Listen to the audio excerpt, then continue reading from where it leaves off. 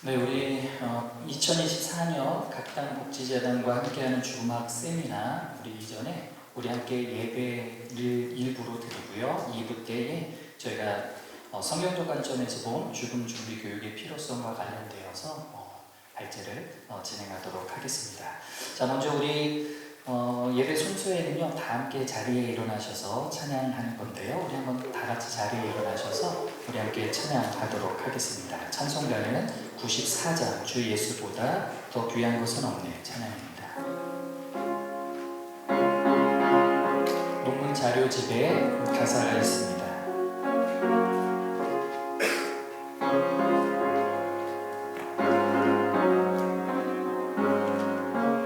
주 예수보다 더 귀한 것은 없네. 주 예수보다 더 귀한 것은 없네.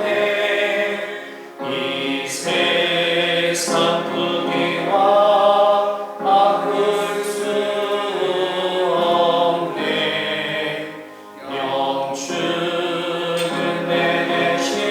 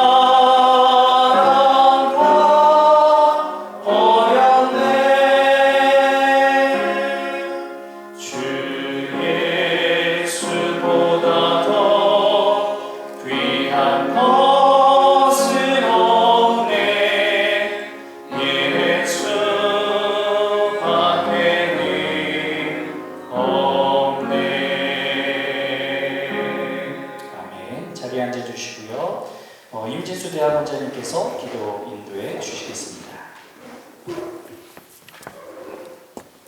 살아계신 아버지 하나님 감사합니다.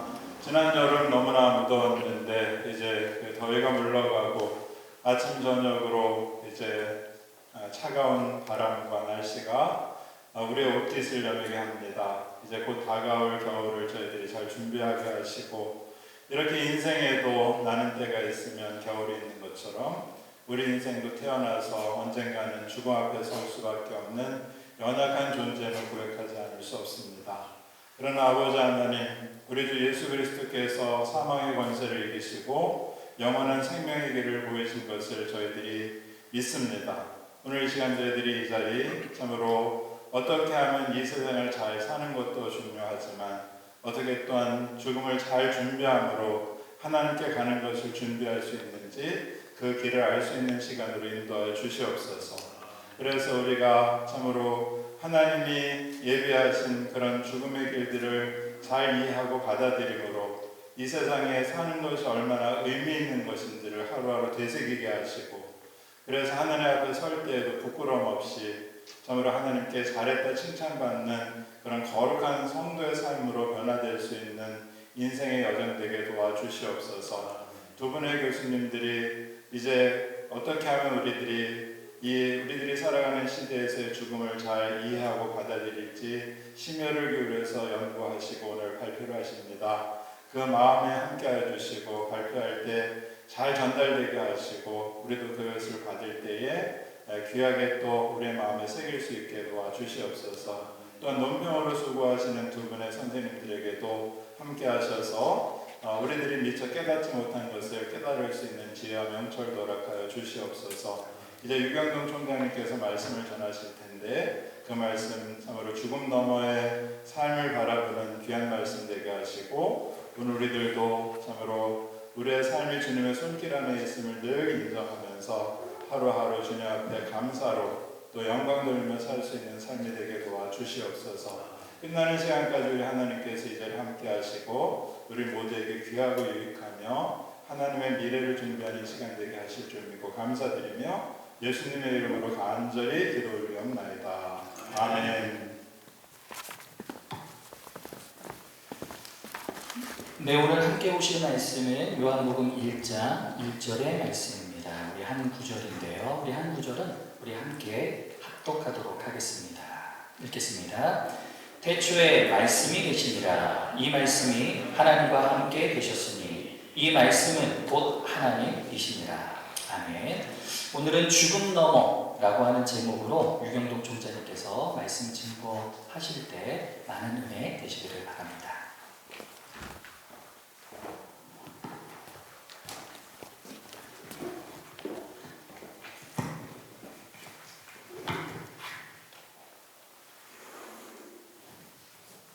오늘 2024년 각당 복지재단에 준비해 주신 죽음학 세미나 감사드리고요. 그동안 우리 라재건 이사장님, 또 우리 오혜련 회장님 학교 오셔서 귀한 연구 결과도 내시고 학교하고 MOU 해주시는 거 잘 알고 있었습니다. 이렇게 귀한 자리를 함께 저희 감신대와 열어주심에 다시 한번 감사드리고요. 특별히 우리 임진수 대학원장님 기도해 주시고, 우리 학교의 에이스인 양성진 박사님, 또 우리 정항식 명예교수님, 장재 교수님, 박진경 교수님, 이렇게 귀한 동천과 발제에 감사드립니다.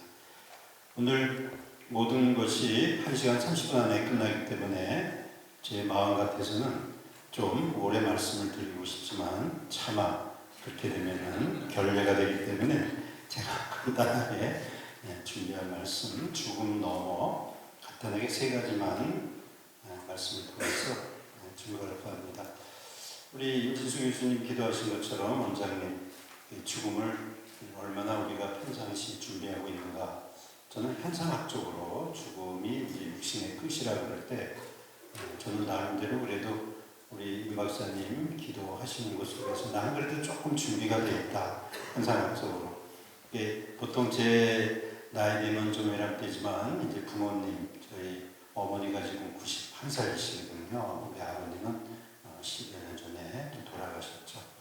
그래서 주변에 여러분의 부모님 세대나 할아버지 할머니 세대가 이제 하나님 나라가는 그런 현상학적인 죽음의 경험을 하게 되죠. 이제 아버님을 제가 이제 보내드리고 산소에 가서 또 이렇게 예배를 드리고 오는데 그때 마침 제 딸이 지금은 이제 시집 갔지만 중학교 3학년이었어요. 제 딸하고 같이 제가 앞에서 운전하고 뒤에서 오는데 얘가 이렇게 질문하는 거예요. 아빠는 어떻게 해드릴까요? 깜짝 놀랐어요. 중학교 3학년짜리가 얘가 작년이니까 심각했던 모양이에요. 할아버지 이렇게 하는 모습을 쭉 보고 아빠는 어떻게 해드리면 될까? 그래서 처음에 제가 말귀를 못 알아듣고 뭘 해주려고? 아니 그게 그러니까 제가 죽으면 어떻게 해줬으면 좋냐는 거예요. 그래서 제가 나는 그럼 납골당으로 해줘. 그래서 이제 죽음의 현상학적인 건 끝났어요. 아들 녀석이 이제 같이 이제 가족이 모여서 얘기 저 얘기하다가 네 누나가 그랬다 그랬더니 얘가 저한테 그러는 거예요. 무슨 색깔로 해드릴까요? 아니 갑자기 또 무슨 색깔이야? 얘는 이제 할아버지 할머니 돌아가신 납골 그걸 보니까 거기에 뭐 포도나무도 그려있고 겉에 무슨 모양을 해줬으면 좋겠네요. 아니 죽은 고난이지 내가 무슨 모양까지 신경 쓰냐? 타협을 받습니다. 저는 포도나무 가지 하기로. 그래서 납골에 포도나무 가지. 자, 현상학적은 그렇게 끝났는데요. 신앙적인 세계로 들어와서 제가 강조하고 싶은 것은 죽음 너머에 무엇이 있을까? 저는 이 죽음학 세미나를 현상학적인 세미나로 하시는 것이 아니라 신앙적인, 신학적인 의미로, 영성의 의미로 죽음 너머에 우리가 뭘 기대할 수 있겠는가? 아마 그런 귀한 자리를 마련하신 거라고 생각합니다. 저는 첫 번째, 제가 깨닫는 조그마한 의미는 죽음이라고 하는 것은 별도의 것이 아니라 항상 생명과 같이 있는 현상이라는 거죠. 그래서 요한복음 11장 25절에도 보면 예수님께서 이미 당신의 죽음을 예견하셨지만 그분은 죽음에 대해서 얘기하신 것이 아니라 나는 부활이요 생명이니 나를 믿는 자는 죽어도 살겠다. 그러니까 죽음이라는 것은 현상적으로 모든 것의 끝남인 것 같지만 그러나 우리 기독교적인 의미로 보면 죽음은 생명이라고 하는 현상과 뗄래야 뗄 수가 없습니다. 그런데 이 생명의 현상은 단지 우리의 육신이 있을 동안만 죽음과 생명이라고 하는 어떤 이분법적인 갈등 관계에 있는 것이 아니라 죽음은 반드시 생명에 이끌리게 되어 있다는 그런 사실을 말씀을 통해서 깨닫게 됩니다. 그래서 인간의 죽음은 현상학적으로 인간의 목숨 아니면 인간의 삶, 질 그게 끝나는 것이 아니라 예수님이 말씀하신 것처럼 인간의 죽음은 생명의 현상이고 그 생명은 궁극적으로 부활로 이끌어진다고 하는 사실이죠. 그렇기 때문에 죽음은 오히려 우리에게 두려워할 대상이 아니라 죽음 너머에 생명과 부활의 현상과 연관된다고 할 때 오히려 이것은 우리에게 기쁨의 메시지가 될 수 있다고 생각합니다. 두 번째, 성경에서 제가 깨닫는 것은 죽음 너머에 진정한 의미의 영적인 어떤 움직임이 있다고 한다면 그것은 사랑은 죽음보다 강하다고 하는 사실입니다. 요한복음 15장 13절에 보면 사람이 친구를 위하여 자기 목숨을 버리면 이보다 더 큰 사랑이 없다. 죽음이라고 하는 것은 절망적인 것 같지만 그러나 이 죽음은 오히려 사랑을 위한 복음의 수단이 될 수 있다는 거죠. 제가 좋아하는 그 표현 중에 애매하게 들리시겠지만 이런 걸 제가 늘 어려서부터 이 말씀을 되새기고 또 이런 말씀으로서 많은 선배들을 보게 되는데 이런 겁니다. 만약에 우리가 죽기 전에 죽으면 죽을 때 죽지 않을 것이다. 그런데 만일 죽기 전에 살면 죽을 때 반드시 죽을 것이다. 제가 신학의 세계 안에 우리 예수님뿐만이 아니라 수많은 선지자, 예언자, 사도들의 삶을 보면요. 죽기 전에 죽음을 선택한 분들이에요. 근데 그 죽음으로 끝난 것이 아니라 학문을 통해서, 기도를 통해서, 영성을 통해서 끊임없이 그분들의 삶이 부활하는 모습을 봐요. 궁극적인 부활은 하나님의 나라지만 무엇을 위해서 죽음을 두려워하지 않았을까? 결국 하나님이 우리에게 맡겨주신 하나님의 사랑을 위해서 죽음을 오히려 무가치하게 여겼다는 거죠. 저는 오늘 여기 참석하신 우리 사랑하는 대학원 학부 여러분들이 주님을 위해서 생명을 드린다고 하는 그런 마음이 있을 겁니다. 반드시 그 결과가 있습니다. 그것은 죽기 전에 우리가 죽음을 선택하면 죽어서도 죽지 않는다는 거죠. 우리 예수님의 모습을 보면 알 수 있지 않겠습니까? 마지막으로 오늘 성경에 있는 말씀을 보면 태초에 말씀이 계시는데 이 말씀이 하나님과 함께 계셨다. 창세기 1장 1절에 보면 태초에 하나님이 천지를 창조하셨다. 이런 말씀이 연결이 됩니다. 어거스틴의 고백록 11권에 보면 하나님은 창조 전에 무엇을 했습니까? 라고 하는 질문을 받습니다. 어거스틴의 답은 이랬습니다. 창조의 순간에 시간이 들어왔는데 창조하시기 전에 하나님을 우리가 어떻게 알 수 있느냐? 우리는 시간 안에 있는 존재이지 창조 전에 시간이 없는 그 영원한 시간에 계신 하나님을 나는 알 수 없다. 이렇게 솔직히 대답을 합니다. 제가 드리고 싶은 말씀은 우리가 오히려 이 죽음이라는 것을 통해서 시간과 영혼의 질적인 차이를 우리가 구분할 수 있다는 거죠. 이건 굉장히 의미 있는 겁니다. 단순히 신학적이고 세미나의 주제가 아니라 우리가 죽음을 놓고 시간의 죽음과 이 시간의 죽음을 넘어서는 질적인 영혼의 차이가 구분된다는 것이죠. 이것이 오늘 요한복음 1장 1절에 보면 태초에 말씀이 계셨는데 이 말씀이 하나님이셨다는 거죠. 그리고 창세기 1장 1절에도 태초에 하나님이 천지를 창조하셨다고 증거하고 있습니다. 그러므로 세 번째 우리 여러분들한테 제 부족한 깨달음은 결국 죽음이라고 하는 것은 시간 안에 있는 유한한 현상이지만 우리가 죽음을 넘어 하나님의 창조를 영원의 시간에 잇대어 있는 그러한 굉장히 의미 있는 시간이고 오히려 하나님을 만나는 시간이고 유한과 무한의 접촉점이고 유한과 하나님의 세계의 접촉점, 이 땅의 불안과 믿음의 접촉점, 이것이 죽음이 우리에게 주는 굉장히 의미 있고 또 기쁨이 되는 그런 순간이라고 생각합니다. 말씀을 정리하겠습니다. 죽음은 현상학적으로 끝인 것 같지만 죽음 너머에 생명이 있고 죽음을 넘어 사랑이라고 하는 우리에게 맡겨주신 복음의 역사가 기다리고 있고 죽음을 넘어 영원하신 하나님과 잇대어 있다는 이 시간, 오늘 두 분의 교수님과 또 논찬해 주시는 우리 선생님들 속에 그 깊은 의미를 다 담고 계신 줄 압니다. 뜻깊고 유의미한 시간이 되기를 제가 다시 한번 격려하면서 오늘 죽음을 넘어 영원한 시간과 잇대어보는 그런 의미 있는 시간이 되시기를 주님의 이름으로 축복합니다. 광고의 말씀 드리도록 하겠습니다. 우리 각당복지재단과 강주신학대학교에 함께하는 죽음학 세미나에 오신 모든 분들을 주님의 이름으로 사랑하고 환영합니다. 또한 오늘 기도해 주신 원장님, 또 설교해 주신 총장님께 감사를 드립니다. 오늘 죽음학 세미나를 하시는데 제가 알고 있기로는 우리 학생분들이 오전 수업 들으시고 또한 책풀도 들으시고 그 다음에 또 오후 수업도 들으시고 또 이 시간까지 오셨습니다. 오늘 말씀하신 것처럼 제가 예수 그리스도를 믿는 자는 이제 죽음까지도 넘어갈 수 있는, 죽음까지도 승리할 수 있는데요.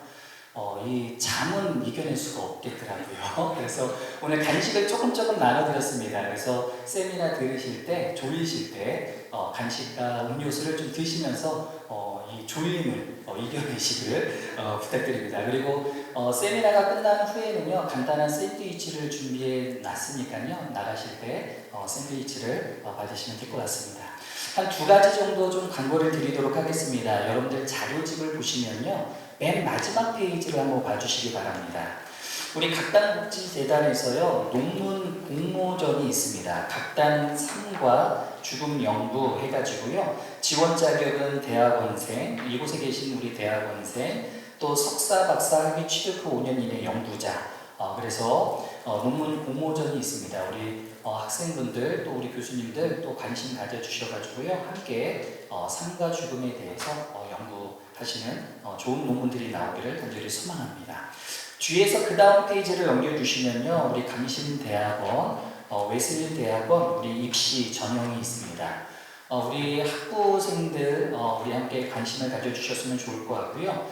또 우리 혹시 여기에 평신도 분들이 계시다라고 하면 이번에 강신대학원에서 MTS 과정으로 목회자 과정이 아닌 이제 신학을 연구하고 싶은 그래서 MTS 과정으로 10명 정도를 저희가 모집합니다. 그래서 우리 평신도 중에 신학에 관심 있는 분들은 우리 함께 참여해 주시면 좋을 것 같습니다. 그리고 혹시 오늘 이 세미나를 참여하기 위해서 차를 가지고 오신 분은 우리 주차권이 필요하신 분은요, 우리 담당 직원에게 문의해 주시면 좋을 것 같습니다. 네, 마지막으로 우리 총장님께서 우리 축도해 주심으로 우리 일부 예배를 마무리하도록 하겠습니다. 네, 양성재 교수님 말씀 듣고 보니까 오늘 참여하신 분들은 죽음을 각오하고 오셨네요. 하루 종일 바쁘신데. 네, 여러분 기억하십시오. 우리가 하는 신학 공부는 하나님을 위한 학문이기 때문에 공부하다 죽어도 순교입니다. 마지막까지 화이팅! 자, 저하고 한번 화이팅 하시죠. 화이팅! 네, 제가 축도하겠습니다.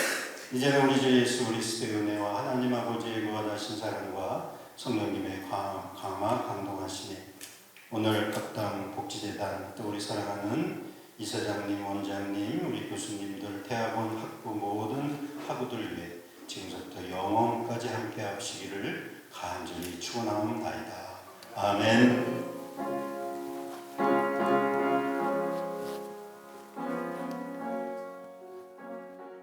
네, 지금부터 2024년 각당 복지재단과 감리교신학대학교가 함께하는 죽음학 세미나를 시작하도록 하겠습니다.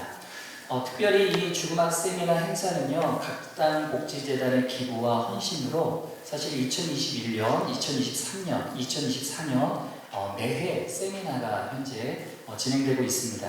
특별히 여러분 2018년에 우리 100주년 기념관 5층에 김홍나 홀 해가지고 김홍나 동문의 업적을 기념하여서 5층에 저희가 개관하였습니다. 그래서 각당 복지재단이 저희 감리교신학대학교에 늘 관심과 사랑과 후원을 해주시는 재단입니다.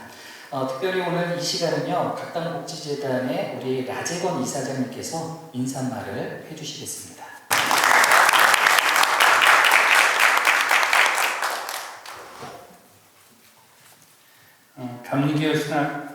감리교신학대학교와 각당 복지재단이 공동으로 개최하는 죽음학 세미나가 벌써 3번째가 되었습니다.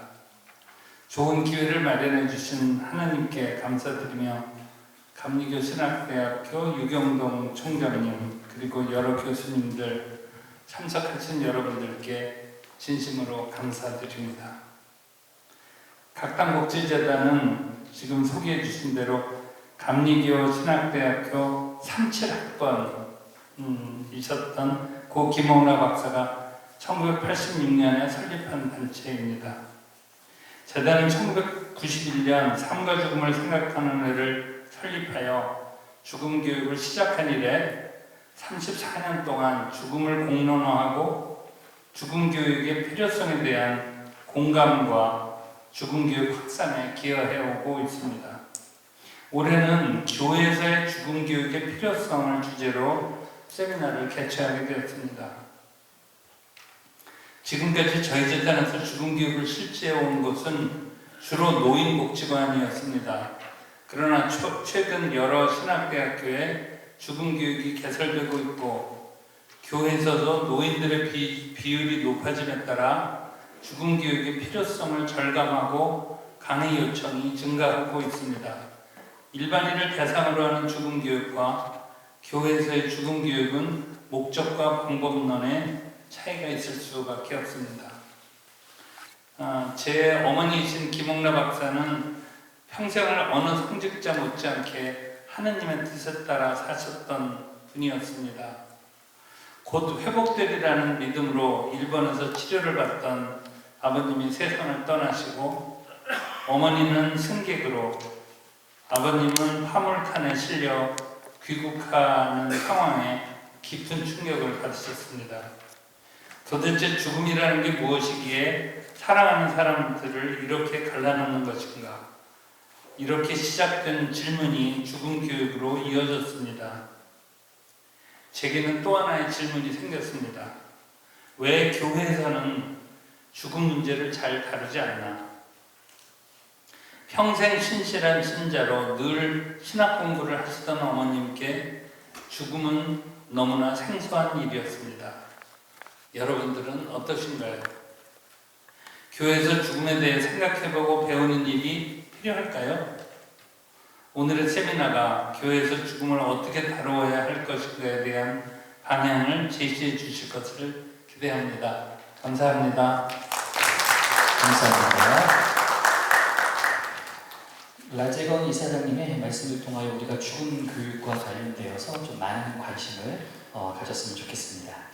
네, 오늘은 두 분의 발제자가 있으십니다. 장항식 교수님, 또한 장재혁 교수님, 그 다음에 논찬으로는 우리 오혜련 회장님, 박진경 교수님께서 수고해 주시는데요. 원래 각당복지재단에서 장항식 교수님을 추천해 주셨고요. 감신대에서는 장재혁 교수님을 저희가 추천하게 되었습니다. 보니까요, 두 분 다 종교철학 교수님들이십니다. 그래서 저희가 하나님의 은혜로 오늘은 종교철학의 관점에서 죽음 교육과 관련된 세미나를 하나님께서 준비해 주시지 않았나 생각이 듭니다. 자, 먼저 우리 장항식 교수님 메멘토 모리 오늘의 성서적 관점으로 라는 제목으로 우리 장항식 교수님께서 발표해 주시겠습니다. 우리 환영의 박수로 우리 한번 보시도록 하겠습니다.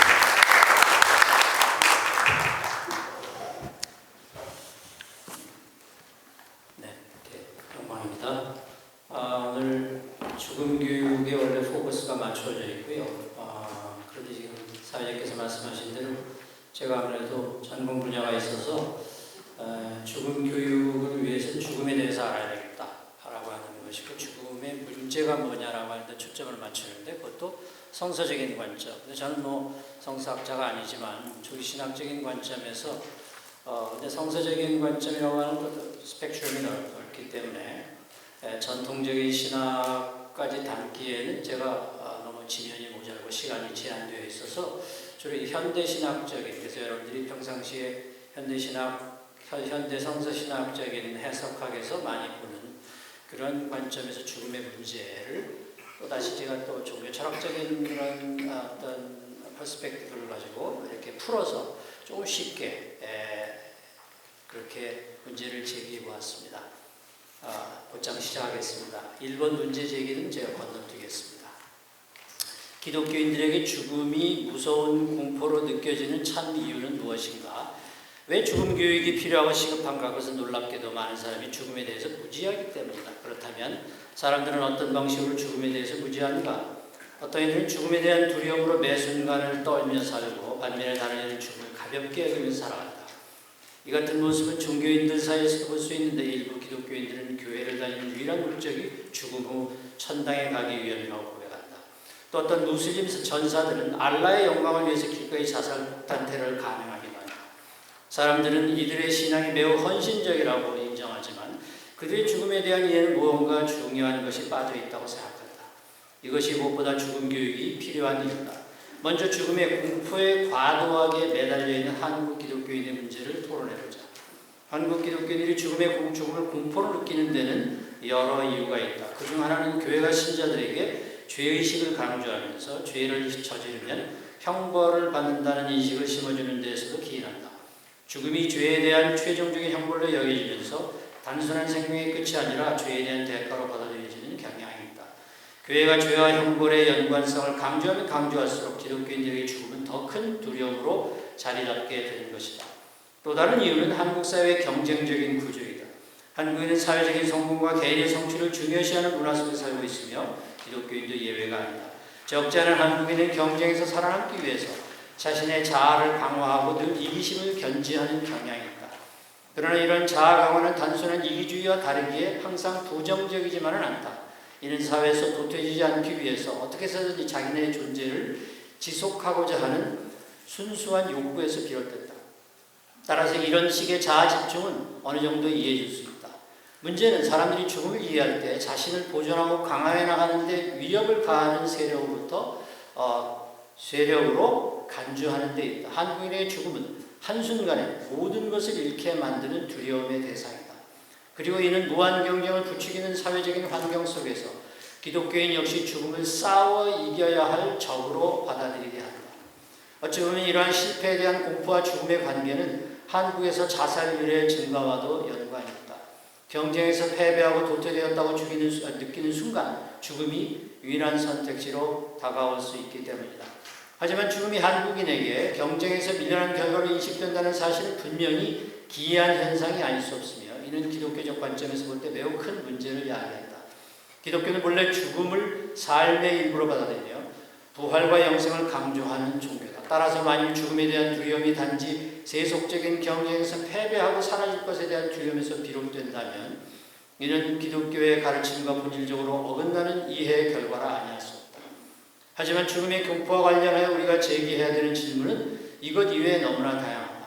우선 죽음은 정말 죄의 대가이자 형벌일까? 혹은 경쟁에서 실패한 자들이 맞닥뜨리는 불가피한 선택일까? 이는 정말 기독교인이 취해야 할 죽음에 대한 올바른 이해일까? 만일 그것이 올바른 이해라면 신앙은 단지 죽음의 공포를 피하기 위한 도구에 불과한 것이며 우리는 바로 그 이유로 인해서 천국에서의 삶을 꿈꾸는 것일까? 이런 문제에 대해서 토론할 때 우리가 먼저 염두에 두어야 하는 가장 중요한 것은 항상 기독교는 죽음을 공포로 받아들이는 문제에 대해 해결하기 위해서 다양한 입장을 지녀왔다는 사실을 깨닫는 것이다. 그리고 또 하나 중요한 것은 죽음의 문제를 이해하는 데 있어 우리는 언제나 균형 감각을 유지해야 한다는 것이다. 먼저 죽음이 죄의 대가라는 견해에 대해서 살펴보자. 물론 전통적인 기독교 신앙에서는 죽음을 죄의 대가로 해석하는 경향이 있었다. 하지만 오늘날의 기독교 신앙은 이와 다른 관점을 제시한다. 주제하다시피 기독교의 핵심은 용서와 사랑에 있으며 이 핵심이 예수 그리스도의 십자가 죽음을 통해서 최종적으로 완성되었다고 본다. 예수의 죽음은 인류의 죄를 대신 짊어지고 죄의 문제를 해결한 사건으로 역사상 각인되었으며 그로 인해 죄의 용서가 이루어졌고 죽음의 공포도 극복되었다는 것이 우리의 고백이다. 따라서 기독교는 더 이상 죽음을 죄의 대가나 형벌로 볼 필요가 없다는 새로운 해석이 가능하다. 예수의 부활이 죽음을 정복했기 때문에 기독교 신앙은 죽음을 하나님 안에서 새로운 삶으로 들어가는 문으로 이해할 수 있는 것이다. 이로써 기독교인들은 죽음을 두려워하기보다는 하나님의 은혜 속에서 이미 해결된 문제로 받아들일 수 있다. 이제 앞에서 다루었던 질문에 대해 다시 천착해보자. 죽음을 경쟁에서 실패하는 자들이 택하는 어쩔 수 없는 사항이 되어버린 것처럼 보이는 이 상황. 이러한 한국의 비극적인 사회 분위기에 대해 과연 기독교는 무슨 말을 해야 할까? 말할 것도 없이 기독교는 자아중심적인 사고나 이기심을 본질로 하지 않는 종교다. 기독교는 결코 무한 경쟁에서 살아남기 위해 권고술수와 이기심을 강화하는 것이 그것에 삶의 방향을 맞추지 않으며 오히려 그런 과도한 경쟁적인 사고가 비기독교적임을 가르친다. 예수님의 가르침은 항상 이타적인 사랑과 희생의 중요성을 말하며 너희가 친구를 위해 목숨을 바치면 이보다 더 큰 사랑이 없다고 강조한다. 이렇게 기독교 신앙은 자신을 보호하거나 성공을 위해 어떻게 해서든 타인을 물리쳐야 한다는 과도한 경쟁적인 사고를 배격한다. 따라서 죽음을 불사할 정도의 경쟁의식에 단호히 반대한다. 따라서 죽음 이의 본질을 이런 식으로 경쟁의 연장선에서 택하는 불가피한 결과로 바라다보지 않으며 그것을 결코 공포와 두려움의 대상으로 해석할 필요도 없다. 그러나 그렇다고 해서 기독교는 죽음을 가볍게 여기지도 않는다. 오히려 기독교는 죽음의 권세와 그것의 심각성을 깊이 인식한다. 성경은 죽음에 대해 늘 사유하면서 그것에서 삶의 지혜를 얻으려고 권한다. 시편 90편 12절은 우리에게 나를 세는 법을 가르쳐 주시어 지혜의 마음을 얻게 하소서라고 말하는데 이는 죽음에 대한 깊은 성찰이 인간의 지혜를 키우는 중요한 과정임을 잘 보여준다. 성경에서 죽음은 단순히 두려움의 대상이 아니라 우리가 삶을 더욱 의미 있게 살아가도록 돕는 필수적인 요소로 자리 잡는다. 이로써 기독교는 죽음을 직면하고 이를 통해 삶을 깊이 이해하며 더 큰 사랑과 진리를 추구하는 것을 목표로 하도록 가르친다. 죽음에 대한 성찰은 신앙을 더 성숙하게 만들고 그로 인해 기독교인은 죽음을 단순한 공포로서가 아닌 하나님의 넓은 섭리와 뜻 안에서 이해하게 되는 것이다. 그러나 무엇보다 가장 중요한 것은 기독교가 예수의 부활을 통해 죽음을 이미 극복된 문제로 본다는 점, 예수의 십자가 상에서의 죽음과 그 이후의 부활을 죽음이 더 이상 인간에게 궁극적인 공포가 될 수 없음을 선언한다. 기독교인들은 부활의 신앙을 통해 죽음이 지닌 힘과 권세를 극복했다고 믿으며 이는 죽음에 대한 두려움을 없애는 데 있어서 기독교인이 지닌 가장 근본적인 신념이다. 하나님의 나라에서 영원한 삶이 보장되었기에 죽음은 더 이상 두려움의 대상이 아니며 오히려 더 나은 삶을 위한 문으로 여겨진다. 기독교인들은 죽음의 문제를 넘어서게 만드는 힘으로써 하나님의 구원을 이해하며 그로 인해 죽음의 공포에서 해방될 수 있게 만든다. 따라서 위에서 제기되었던 마지막 질문, 즉 네 번째 질문에는 다음과 같이 답할 수 있다. 신앙은 단지 죽음의 공포를 피하기 위한 도구가 아니다. 우리는 오로지 천당에 들어갈 목적으로 교회에 나가는 것만이 아니다. 기독교 신앙은 예수의 죽음과 부활을 통해 이미 죄와 죽음의 문제를 해결했으며 이를 통해 새로운 삶과 영원한 생명을 약속한다. 따라서 신앙은 죽음의 공포를 넘어서 현재 나에게 주어진 이승의 삶을 의미 있게 살아가도록 이끄는 길이다. 그리고 이것이 매 순간 하나님을 예배하게 하는 주된 이유다. 죽음을 대수롭게 여기는 사람들은 도대체 누구인가? 죽음의 교육이 필요한 이유 가운데 하나는 죽음을 가볍게 여기는 사람들이 많은 것에 있기도 하다. 놀라운 사실은 오늘날의 많은 젊은이들 가운데 죽음을 경시하는 경향을 보이는 이들이 적지 않다는 것이다. 도대체 그들은 누구이며 그들은 무슨 근거에서 죽음을 그렇게 바라다보게 된 것일까? 오늘날 죽음을 가볍게 생각하는 태도는 주로 의학기술의 발전에서 기인한다.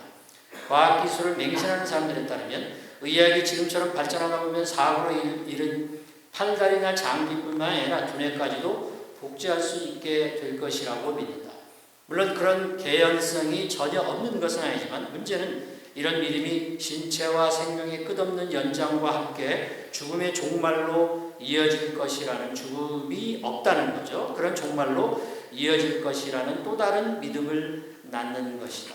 이렇게 과학의 기술과 진보가 죽음의 공포에서 인간을 해방할 것이라는 생각으로 이어져 왔는데 이것이 오늘날 젊은이들의 죽음을 가볍게 여기는 한 가지 이유다. 또한 오늘날은 많은 젊은이가 죽음을 하찮게 여기거나 피하려는 문화 속에 살고 있다. 소셜미디어를 통해서 전쟁과 기회를 죽은 다른 나라 사람들의 모습을 쉽게 접하면서 타인의 죽음에 무감격하게 되고 또한 폭력적인 게임과 오락을 즐기면서 죽음을 미화하거나 선정적으로 다루는 경향까지도 보인다. 이러한 요소들이 이들이 죽음을 가볍게 여기게 만드는 또 하나의 이유이기도 하다. 그러나 죽음을 대수롭지 않게 여기는 신념은 오늘날의 세속적인 지성인들 사이에서도 발견됐다. 이들의 입장은 다양하지만 그들의 공통점은 내추럴리즘, 자연주의이다. 자연주의는 이미 동양의 도교나 서양의 스토아 학파 중에서 강조해온 오래된 입장으로 모든 것이 자연에서 기인했으니 자연으로 돌아가는 것이 순리다라는 생각을 따릅니다.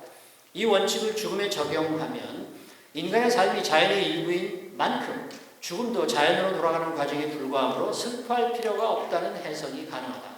그래서 일부 세속 지성인들은 죽음에 대한 두려움에서 해방되었다고 용감하게 주장한다. 그들에게 죽음은 공포의 대상이 아니라 자연의 일부로 받아들여야 할 과정일 뿐이라는 것이다. 오늘날 이런 식의 자연주의는 과학의 발전과 맞물려 많은 지지자를 얻고 있다. 기독교를 포함한 유실론적 종교인들은 이런 자연주의의 확산을 위협적인 도전으로 받아들이고 있다. 왜냐하면 자연주의적 죽음 이해가 신이나 종교의 도움 없이도 죽음의 공포에서 벗어나게 해주는 유용한 대안으로 여겨지기 때문이다. 그러나 자연주의적 죽음 이해가 반드시 긍정적인 면만을 갖는 것은 아니다. 자연주의는 때때로 죽음을 경시하게 만들기 때문에 비판의 대상이 된다. 예를 들어 자연주의는 무고한 인명이 살상되는 전쟁터에서의 폭력적인 상황을 그저 자연적인 사건의 일부로 간주하게 만들 수 있으며 이로써 죽음의 잔혹함과 불의에 대한 깊은 성찰을 누락시킬 위험이 있다. 극단적으로는 자살을 정당화할 수도 있다. 그렇다면 자살을 자연적인 선택의 일부로 간주하는 사람들은 논리적으로 반박하기가 어렵게 되는 결과가 초래될 수도 있다. 이런 이유로 자연주의는 일부 긍정적인 면에도 불구하고 죽음을 경시하게 만들 수 있다는 비판을 면할 수 없다. 그렇다면 기독교는 어떻게 이에 대응하고 대안을 제시할 수 있을까? 우선 기독교는 삶의 중요성과 더불어 인간의 죽음을 결코 가볍게 여기지 않는다. 시편 39편 4절에서 5절은 이렇게 말합니다. 여호와여 나의 종말과 연한이 언제까지인지 알게 하사 나로 나의 연약함을 깨닫게 하소서. 성경에는 이처럼 죽음의 문제를 진지하게 다루는 구절이 많다. 또한 기독교는 자연주의의 도전에 어떻게 응답할 수 있을까? 자연주의는 기독교에 대한 도전 세력이라기보다는 어떤 면에서 기독교 신학의 일부로 보면 된다. 아니, 그렇게 보는 것이 더욱 이상적인 기독교적 이해라고 할 수 있다. 전도서 3장 20절은 이렇게 말한다. 우리가 전도 흙에서 나왔으므로 다시 흙으로 돌아가나니 모두 한 곳으로 가거니와. 이 구절은 모든 생명체가 자연에서 비롯되었고 결국 자연으로 돌아간다는 사실을 강조한다. 기독교 전통에서는 자연도 하나님에 의해서 창조되었으며 인간은 자연에서 태어나서 자연과 함께 살다가 다시 자연으로 돌아가게 되어 있다. 자연마저 신의 통제하에 그 아래에 있다는 것이 기독교의 가르침입니다. 오늘의 일부 현대신학은 자연을 하나님의 몸으로 간주하기로 합니다. 가정신학이나 이런 입장들이 그렇습니다. 물론 자연주의는 기독교가 그렇게 쉽게 다룰 수 있는 만만한 상대가 아니다. 특히 자연주의의 비이원론적인 경향은 non-dualistic, 두 개로 이렇게 나뉘어서 보지 않는 것을 의미하죠. 기독교 신학이 되새기고 재검토해야 할 중요한 부분이라 할 수 있다. 이 문제는 다음의 주제를 다루면서 조금 더 깊이 토론해보자. 오늘의 과학의 시대의 영생을 말하는 것은 어떻게 가능할 수 있을까? 우리는 방금 자연주의가 주장하는 비이원론의 입장이 기독교에서 다시 복구되어야 한다고 말한 바 있다. 이 점이 중요한 이유는 비이원론적인 입장만이 그동안 많은 사람이 기독교의 죽음 이해에 대해서 제기해온 수많은 의구심에 관련된 문제를 해결할 수 있다고 보기 때문이다. 기독교의 죽음 이해와 관련해 가장 많이 제기된 질문 가운데 하나는 하나님 나라에서 육체로 영생하는 것의 문제에 관한 것이다. 이는 다소 복잡한 문제로 이루어져 있는데 짧게 요약하면 다음과 같다. 전통신앙은 인간이 죽음 후에 하나님 나라에서 영생함을 말해왔다. 많은 기독교인들은 하나님 나라에서 영생함이 현재의 모습, 즉 현재의 신체의 모습을 유지하면서 다시 살아감을 전제하고 있다. 하지만 이런 생각은 오늘의 자연과학적 세계관과 충돌한다. 인간의 사후, 인간 신체는 이런저런 과정을 거쳐서 최종적으로는 원자로 분해된다. 물론 원자보다 더 미시적인 미립자, 예를 들어서 쿼크로 분해된다고도 말할 수 있다. 어쨌든 오늘의 물리학에 따르면 이러한 미립자는 우주 내에서 여러 존재 사이를 오가면서 순환한다. 예를 들어서 철수의 몸을 구성하고 있었던 미립자들은 썩어 분해된 후 근처에 피었던 꽃과 나무에 거름이 된 후 다시 그 꽃과 나무의 열매를 섭취한 영숙의 몸을 구성하게 된다. 철수와 영숙의 신체는 공통의 미립자로 구성된다고 볼 수 있는 것이다. 이는 철수와 영숙이 하나님 나라에서 부활할 때 어떻게 서로 독립적인 육체를 가질 수 있는지에 대해서 의문을 제기할 수 있게 된다. 그들의 몸을 구성하던 미립자는 하늘에서 제2의 인생을 살아가게 된 그들 중 영수이든 철수이든 누구의 몸을 구성하는 미립자로 부활할 수 있느냐의 문제를 낳게 되기 때문이다. 그렇다면 이런 문제에 대해서 전통신학의 답은 무엇이었는가? 전통신학은 이에 대해서 명확한 답을 제시하지 못하고 그저 하나님의 신비의 행위로 돌려버렸는데 그렇게 된 이유는 전통적인 기독교 신학이 플라톤의 영육 이원론의 영향하에서 자신의 이론을 형성해 왔기 때문이다. 하지만 플라톤과 데카르트로 이어지는 서구의 이원론을 따르는 한 그 어떤 신학도 위의 문제에 대해서 적절한 해답을 제공할 수 없는 것은 자명하다. 전통적인 기독교가 반드시 이원론적인 세계관의 기초에서 많은 것을 설명해 온 것은 사실이지만 비록 그런 것이 사실이지만 그렇다고 해서 기독교가 반드시 이원론의 편만을 들어온 것은 아니다. 기독교는 언제나 저 세상의 삶 못지않게 이 세상의 삶을 중시해 왔으며 영적인 것과 더불어 육체적인 것의 중요성도 동일하게 강조해 왔기에 날카로운 이원론을 넘어설 수 있는 내용을 내포하고 있었다. 단지 그것이 서구 철학의 이원론적인 영향 밑에서 동등하게 강조되지 못했을 뿐이다. 예를 들어서 영이라고 하는 spirit 뜻은 단지 사실은 이원론적인 혹은 이분법적으로 해석될 필요가 없다. 영은 본래 이스라엘 사람들에게 루아흐라고 숨이라고 부르던 것을 번역한 용어로서 그것은 결코 물질이나 육체에서 날카롭게 구분되는 독립적인 존재가 아니다. 그렇기에 본래 성서 전통에서는 정신과 신체 혹은 영혼과 육체가 결코 이원론적이라고 하기보다는 한 인간의 두 측면이라고 해석될 수 있다. 신약 성서 역시 결코 내세만을 강조하지 않았으며 몸의 중요성과 현세의 중요성을 함께 강조한 것으로 말할 수 있다. 예를 들어서 신약 성서의 그 많은 구절 중에서 예수께서 내세에 대해서 언급하는 구절은 단 2회뿐이라는 것이 사실이다. 물론 이것은 좀 반대 의견이 있을 수 있습니다. 내세를 어떻게 보느냐. 근데 저는 강한 의미의 내세, 우리가 불구덩이에 지옥에 떨어져서 영원한 형벌을 받는다라고 하는 이런 식의 그런 것은 그렇게 많이 취급되지 않고 구약에는 거의 취급되지 않는다는 거죠. 그것이 원래 성서신학이 이야기하는 겁니다.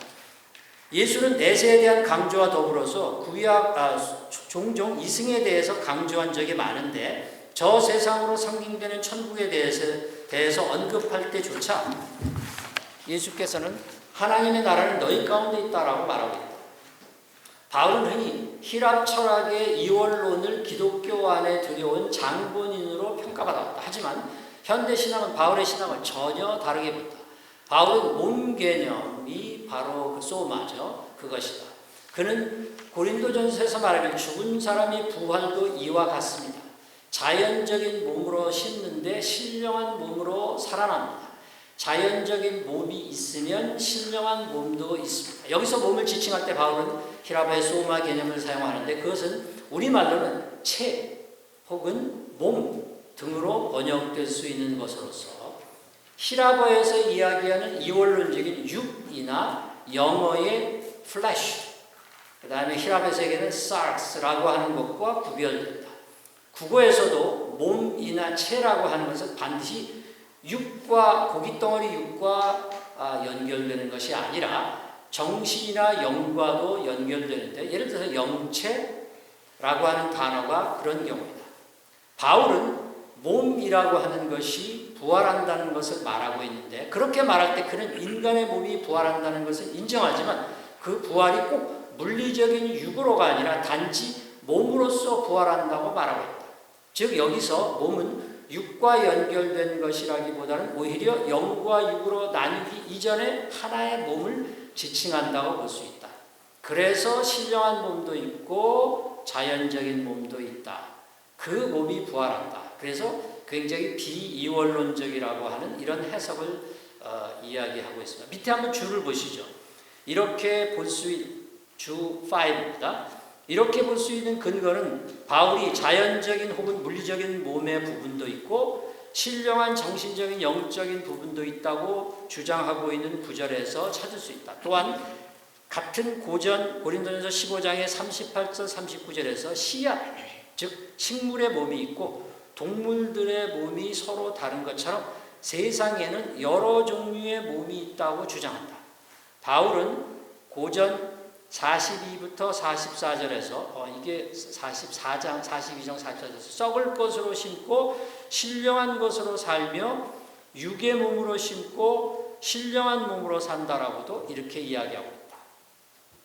그래서 여기서 포인트는 여러분들이 이미 신약 시간에 많이 배우신 대로 몸이라고 하는 것이 영육이라고 이렇게 명쾌하게 나누기 전에 그것을 통전하는, 그래서 오늘날의 현대과학이 이야기하는 예를 들면 물질, 그러나 물질이라고 하는 게 요즘에는 이렇게 이런 물질을 의미하는 것이 아니라 물과 영이, 정신과 물체가, 그러니까 body and mind 혹은 physical and mental, 이게 한꺼번에 어우러져 있다라고 하는 새로운 물리학적인 그런 시각과 매우 유사하게 바울 선생이 이야기하고 있다라고 하는 그런 해석이고, 이런 텍스추얼 전거가 되겠습니다. 이에 근거해서 현대신학은 인간의 영생이 하나님의 품 안에서 살아가는 것을 의미하지만 그것이 반드시 육과 영을 이원론적으로 분리한 상태에서의 삶을 의미하는 것은 아니라고 합니다. 그것은 오히려 인간의 몸이 신령한 상태로 바뀌어서 하나님과 더불어서 영원히 사는 것을 의미할 수 있다. 이것은 영생을 초자연적인 것으로만 여기지 말고 자연적인 것 및 현세와 더욱 연결할 수 있도록 만드는 새로운 시각을 제공한다. 나아가 영생이나 저승의 삶을 곧 인간의 자기 주체성을 지속시키려는 이기적인 욕망의 기제로 해석하지 않도록, 생각하지 않도록 만든다. 이러한 시각과 해석은 기독교인에게 죽음과 현세의 삶을 새롭게 보도록 만들어준다. 즉 죽음의 문제에서 참으로 중요한 것은 죽음 이후에 일어날 사건에 있는 것이 아니라 다가올 죽음을 미리 앞당겨 수용하면서 현세의 삶에 초점을 맞추는 것에 있다. 이런 관점에서 기독교의 죽음 이해의 핵심을 예수의 십자가 사건에서 찾게 되는데, 말하자면 기독교인에게 삶의 최고의 무대는 십자가 위에서의 죽음을 통해서 자신을 내어준 예수의 사랑에서 발견되며, 이를 통해서 예수 그리스도에 속한 사람은 정욕과 욕망과 함께 자기의 육체를 십자가에 못 박았습니다. 우리가 성령으로 삶을 얻었으니 우리는 성령이 인도해 주심을 따라 살아갑니다 라고 하는 고백의 삶을 살아가게 된다. 갈라디아서 5장 24절 25절의 말씀이었습니다. 5번은 제가 생략하도록 하겠습니다. 5번은 우리 오늘 저에 대해서 이렇게 논찰을 해주신 오해련 회장님께서도 강조하시고 있는 내용이라서 겹치고 있기 때문에 요즘은 제가 생략하도록 하겠습니다. 감사합니다. 네, 감사합니다. 우리 박수 한번 드리도록 하겠습니다. 네, 시간이 넘기니까 제가 마음이 죽을 뻔했는데요. 딱 25분에 잘 마무리해 주셨습니다. 우리 메멘토 모리 오늘의 순서적 관점에 대한 우리 장항식 교수님에 대해서 우리 오해령 회장님께서 논찬해 주시겠습니다. 네, 먼저 인사드리겠습니다. 국장복지재단의 오해령 회장이고요. 이렇게 좋은 기회를 마련해 주셔서 정말 감사드립니다. 네, 논찬을 바로 시작하겠습니다. 오늘 장학웅식 교수님의 발제를 잘 들었습니다. 기독교에서 죽음에 대해서 어떻게 받아들여야 할 것인가에 대해서 이런 쉽지 않은 문제에 대해서 조금도 피하지 않고 죽음 문제를 마주하고 있습니다. 기독교인들이 느끼는 죽음에 대한 공포의 이유는 무엇인지, 왜 어떤 사람들은 죽음을 가볍게 여기는지, 오늘의 과학시대에 영생을 말하는 것은 어떻게 가능할 수 있을까, 우리는 왜 타인의 죽음에 관심을 가져야 하는가 등의 문제에 대해서 명쾌하게 답변을 제시해 주셨습니다. 그리고 신앙은 단지 죽음의 공포를 피하는 도구가 아니라 현재 나에게 주어진 이승의 삶을 의미 있게 살아가도록 이끄는 길이라고 말씀하셨습니다. 성서 전통에서는 내세만을 강조하지 않았으며 현세의 중요성을 강조한다고도 말씀하셨습니다. 즉 죽음의 문제를 다루는 데 있어서 우리가 살아가는 삶이 얼마나 중요한지에 대해서 강조하고 있습니다. 우리의 삶에서 죽음이 중요한 주제이기에 죽음을 어떻게 생각하고 받아들일까에 대한 죽음 교육의 중요성도 강조하셨다고 볼 수 있습니다. 교수님께서 발제하신 죽음의 문제에 대해서 신학적으로 풍성한 논의가 가능하겠지만, 저는 죽음 교육을 오랫동안 해온 실천가로서 우리 삶에서, 우리 현장에서 죽음 교육을 해오며 느낀 점을 바탕으로 말씀드리려고 합니다. 교수님께서 기독교가 현재의 삶을 중시한다고 강조하신 말씀은 실존주의 철학을 바탕으로 발전한 죽음 교육을 기독교적으로 해석하는 데 중요한 통찰을 제공한다고 생각합니다. 실존주의 철학에서는 인간이 죽음을 직면함으로써 삶의 유한성을 자각하는 순간 삶의 의미가 생생해지고 강렬해진다고 말합니다. 그리고 죽음을 있는 그대로 인정하고 죽음을 자각할 때 삶을 더욱 충만하고 의미 있게 살 수 있다고 가르칩니다. 이러한 죽음 교육의 실존주의적 관점은 종종 내세만을 강조하는 사람들의 죽음관과 충돌을 일으킵니다. 저희들이 경험하는 많은 기독교인들이 예수님 잘 믿으면 천국 간다, 그러니까 죽음은 천국이라는 막연한 관념을 가지고 현재의 죽음의 불안과 고통, 사별, 슬픔 등 실존적인 문제에 대해서는 눈을 감으며 죽음에 대해서 더 이상 생각할 기회를 갖지 못하는 경우들이 많이 있습니다. 이들은 교회에서 죽음의 문제에 관심을 갖는 것은 구원의 확신이 없고 믿음이 없기 때문이라고 여깁니다. 구원의 확신이 있다면 죽음을 두려워하거나 죽음에 슬퍼할 필요가 없다고 말하기도 합니다. 그러나 이러한 인식은 죽음을 기피하게 만들고, 죽음을 기피하게 하는 태도는 결국 하나님과 화해할 기회를 앗아가고 현실적인 죽음 관련 문제들에 대처할 기회를 차단합니다.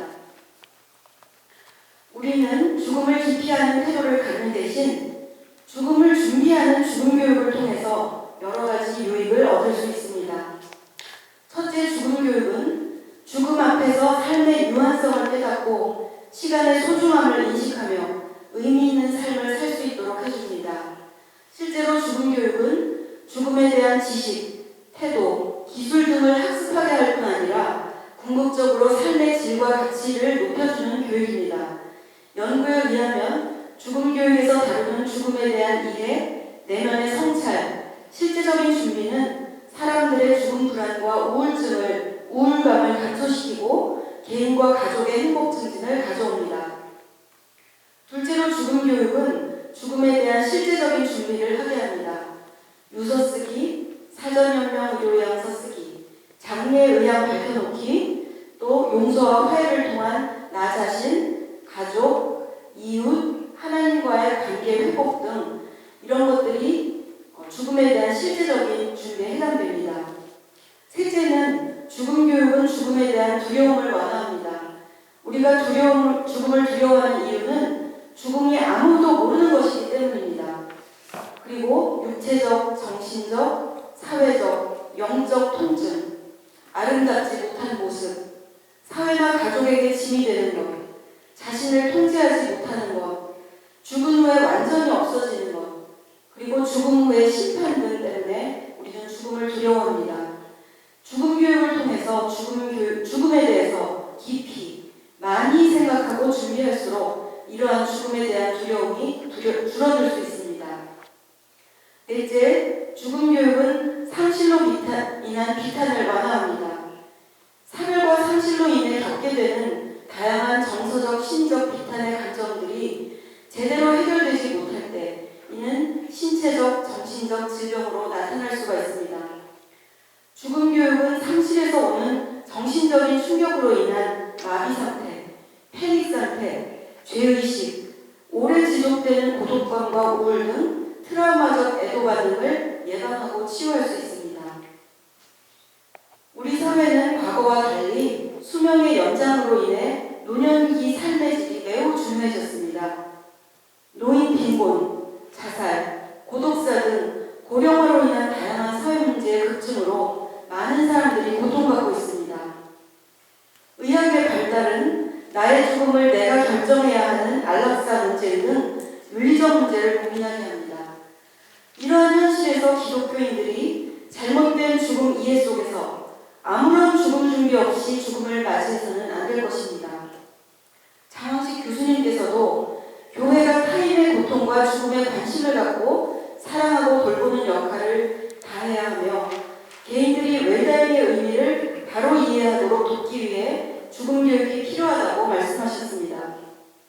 죽음 교육에서 말하는 웰다잉이란 죽음 준비를 통해 자신의 삶을 성찰하고 신체적, 정신적, 사회적, 영적인 면에서 의미 있고 가치 있는 삶을 살도록 준비하는 것을 의미합니다.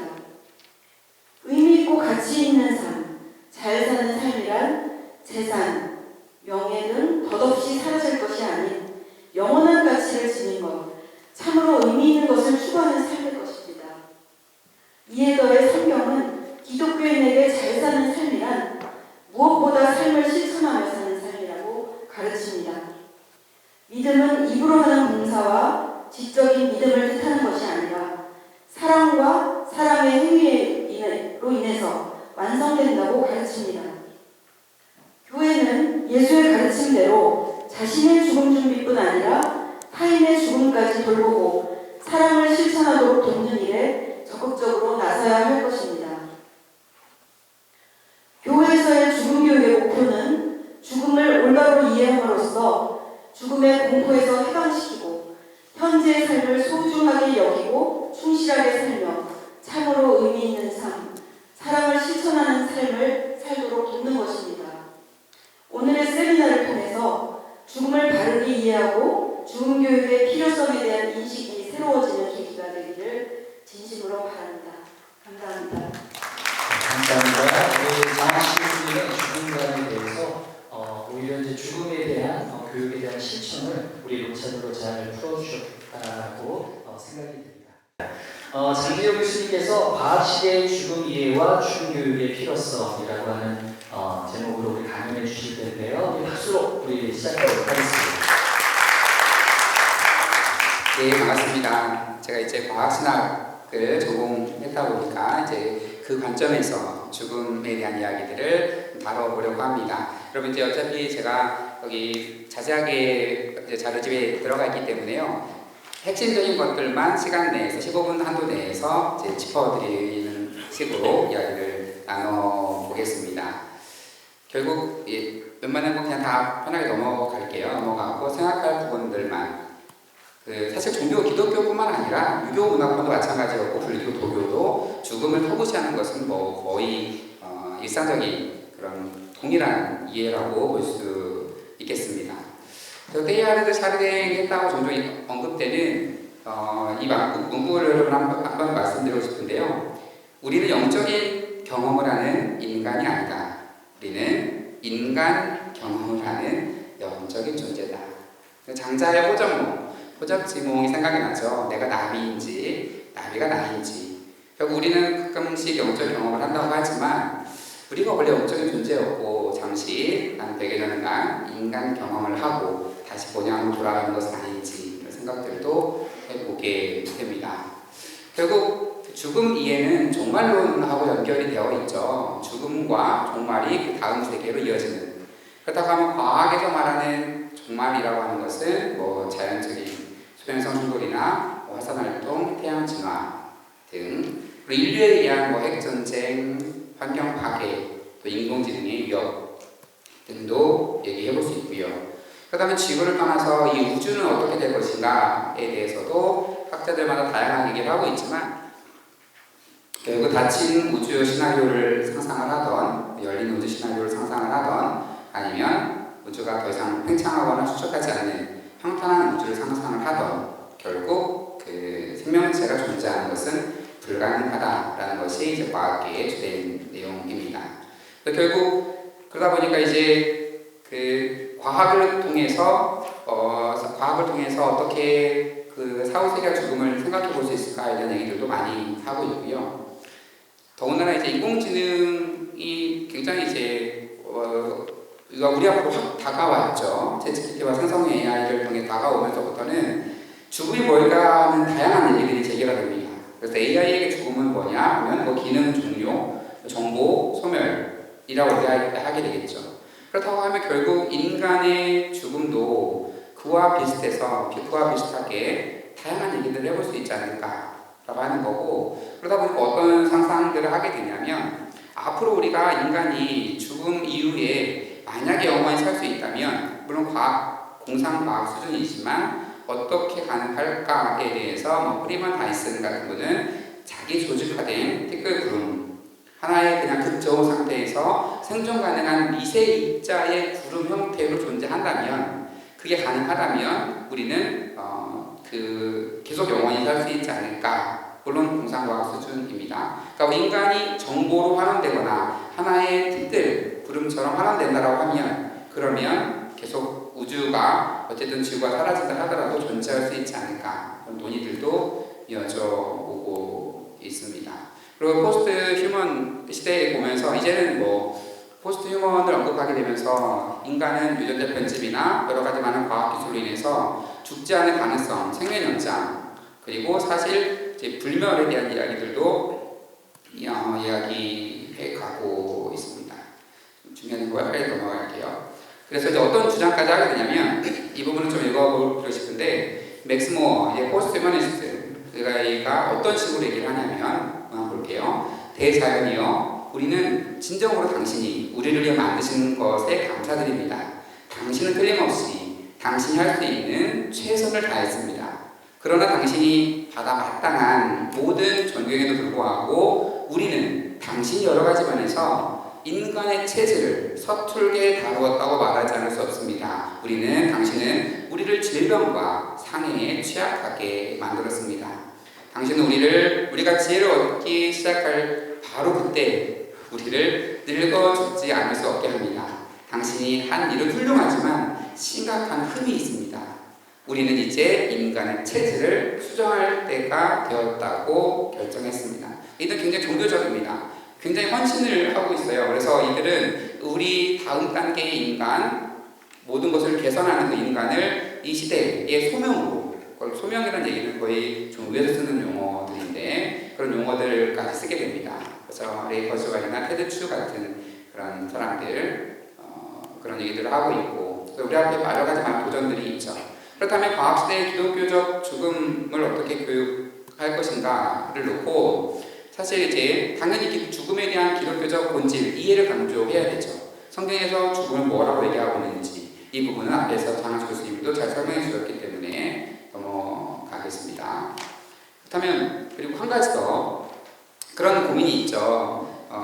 죽으면 화장을 하는 게 좋을까, 내장을 하는 게 좋을까라고 얘기를 하지만 사실 과학 입장에서 보면 똑같습니다. 예, 그래서 우리 몸을 구성한 성분들을 이제 태워서 이제 공중에 내보내서 다시 다른 물질 재료로 쓰이나 아니면 내장을 해서 식물들 속에 분해되면서 쓰이나 똑같은 사실 뭐 과학적인 입장에 똑같습니다. 어쨌든 우리 몸을 구성했던 탄소, 수소, 질소탄소들을 다시 우주에 환원하는 거죠. 원래 우리 게 아니었으니까 환원하고 다른 생명체의 재료를 쓰이게 되고 결국 우리가 죽은 현대학적 의미에서 보다고 하면 죽는 것이 나로 죽는 것이 이게 끝이 아니라 다른 생명들을 가능하게 하는 어찌 보면 대자연의 순환이라고 하는 부분으로 또 이해할 수 있는 부분도 있습니다.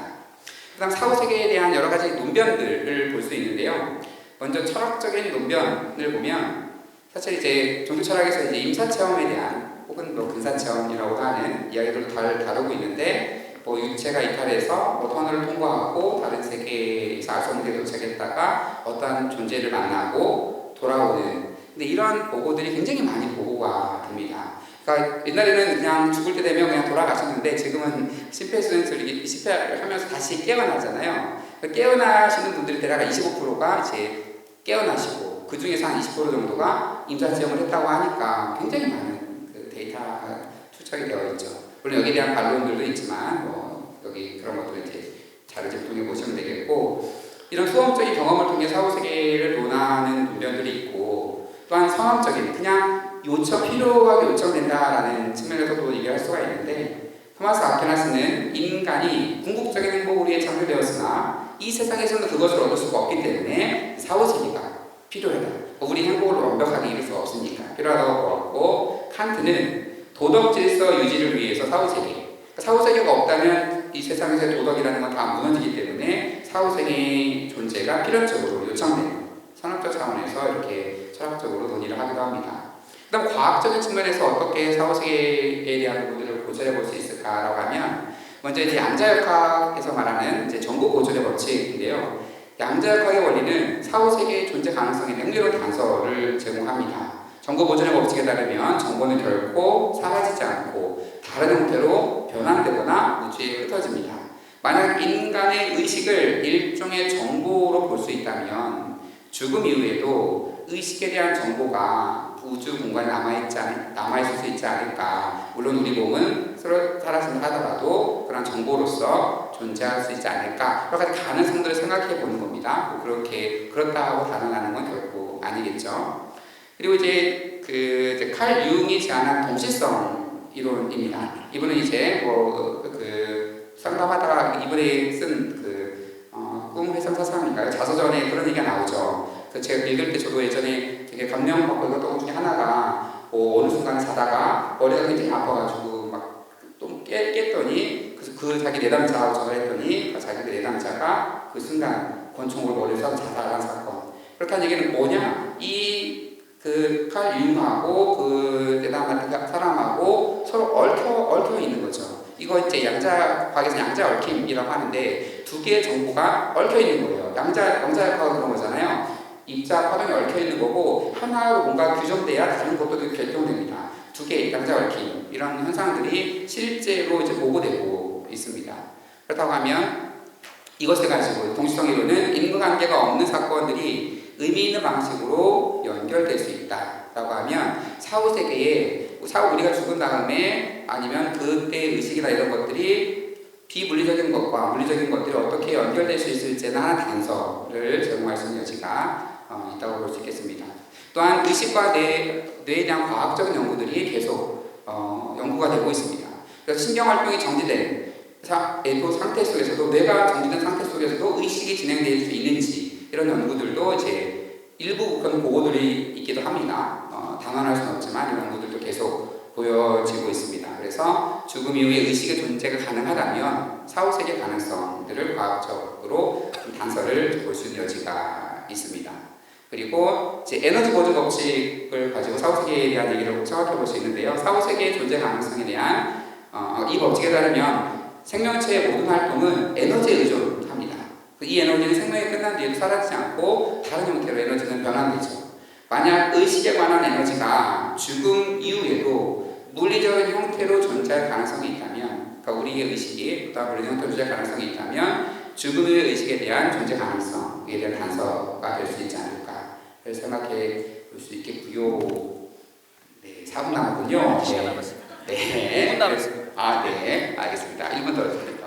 그래서 여러 가지 그런 현재 과학과 이제 의식과 관계를 연구하는 그런 연구들이 계속 진행되고 있다 정도로 좀 보시면 되겠고, 결국 제가 이제 한국인의 종교 2002 종교조사, 인식조사에서 2021년 한국교회 자료를 보니까 되게 흥미로웠던 게 무종교인, 종교가 없다라고 말하는 사람들도 영혼이 존재하지 않는다라고 하시는 사람 절반밖에 되지 않아요. 그리고 기적이 존재하거나 존재할 수도 있다, 그러니까 모른다라고 말하는 사람들이 절반이 넘습니다. 그렇다고 하면 종교가 없다는 사람들도 그게 자기가 맞는 그런 것에 관심이 맞는 걸 못 찾았을 뿐이지 어떤 기적이 있지 않을까, 사후세계가 무엇이 있지 않을까, 뭔가는 모르지만 죽음이 끝이 아니지 않을까에 대해서 50% 정도가 무종교인들도 열려있다고 하는 겁니다. 그러니까 그들의 관심을 우리가 어떻게 끌어오느냐에 따라서 그들을 우리가 기독교인을 되게 할 수 있느냐는 관건인 거죠. 그러니까 우리가 죽음에 대한 교육을 제대로 제시하고 사후세계에 대한 이런 각종 목재단을 통해서 하고 있는 것들이 잘 정착이 되고 계속 퍼져가면 이것이 기독교 복음 전도에도 정말 중요한 하나의 부분이 될 수 있지 않을까라고 생각을 합니다. 네, 그리고 이제 부활한 몸이 어떠한 몸일까를 가지고 다양한 얘기를 하고 있지만, 그러면 몇 살 때로 부활할 것이냐, 21살 때 가장 젊은 때로 부활할 것이냐, 그러면 할아버지 할머니 있는 21살을 부활하면 우리가 알아볼 것이냐, 여러 가지 많은 노수점이 있지만 제켈렌이라고 하는 학자가 한 얘기를 저는 그냥 가장 드리고 싶어요. 우리가 부활에 대해서 너무나 많은 것을 구체적으로 소망하고 구체적으로 얘기를 할수록 하나님의 자율성을 그만큼 막는 겁니다. 우리가 어떠한 기대를 하던 하나님은 그보다 더 크고 놀라운 일을 이루실 분이기 때문에 우리가 너무나 거기에 대해서 이렇게 제한하게 되면 오히려 이렇게 구체적으로 말하려는 그 욕구가 오히려 하나님의 그 사역을 제한하는 일이 될 수도 있지 않을까, 그런 얘기들도 같이 생각해 볼 수 있고요. 결국 저는 폴케몬의 관점 굉장히 도움이 된다고 생각하는데, 폴케몬은 어떻게 해결하냐면, 우리가 죽어도 우리가 의식이 존재하냐 안 하냐 그거 고민할 거 없다. 우리 사실 죽어도 의식이 있어야 될 것 같고 어떻게 과학적인 증거를 찾아가야 될 것 같지만, 폴케몬의 말은 우리가 기억하지 않아도 우리의 모든 기억, 우리의 모든 삶, 이것은 하나님의 기억 속에 하나님이 갖고 계시고, 우리가 새하늘과 새 땅 때에 다시 창조될 때에 하나님이 그 기억을 우리에게 다시 주입시킬 것이다 라는 식으로 얘기를 합니다.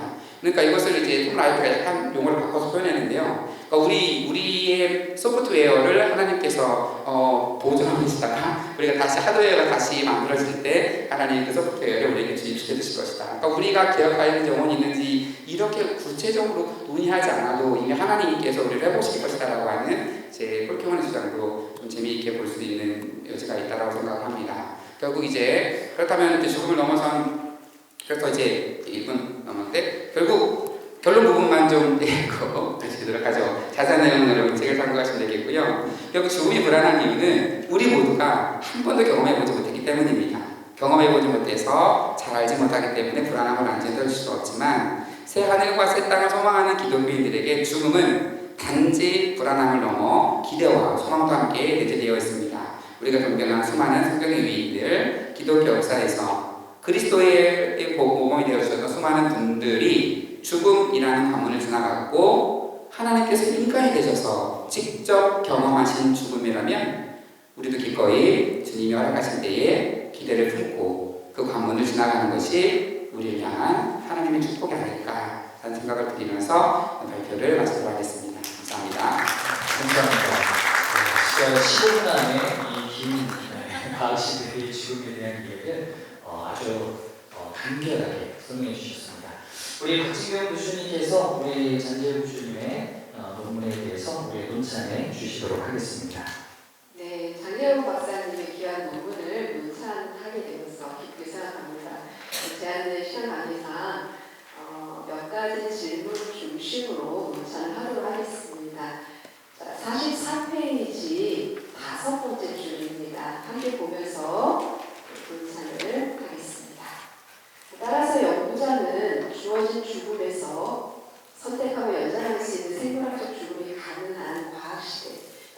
기술적 발전이 기독교의 죽음에 대한 인식에 어떠한 영향을 끼쳤다고 보는지요. 특히 포스트 휴먼 시대 기독교의 죽음을 극복하려는 다양한 시도나 죽음의 방식과 시기를 결정하는 죽음에 대한 자기결정권에 대해 죽음 교육에서는 어떻게 가르쳐야 할까요? 세상의 인공지능, 생명 연장 기술, 유전자 편집 기술 등의 발달이 죽음 교육의 내용이나 방법에 어떤 변화를 초래했다고 생각하십니까? 네, 셋째, 연구자는 과학 시대를 살아가는 현대의 개신교인들에게 죽음에 대한 교육을 어떻게 해야 하는지 세 가지 차원에서 제시합니다. 6개의 줄은 스킵하겠습니다. 자, 그렇다면 최근 과학기술을 활용하여 죽은 자를 만나는 것에 대해 종교 철학적 또는 신학적으로 어떻게 해석하는지요. 그리고 과학시대 죽음교육에서 어떤 방식으로 가르쳐야 하는지요. 예를 들면 VR, 가상현실 기술 발달로 죽은 가족과 만남을 재현하며 죽음 이후의 이야기를 담은 VR 휴먼 다큐멘터리 너를 만나다 시리즈가 인기에 반영되었습니다. 또한 세상의 인공지능, 특히 애니메트로닉스 기술 발달로 죽은 배우를 대사내는 에얼리언 시리즈 영화가 등장하였습니다.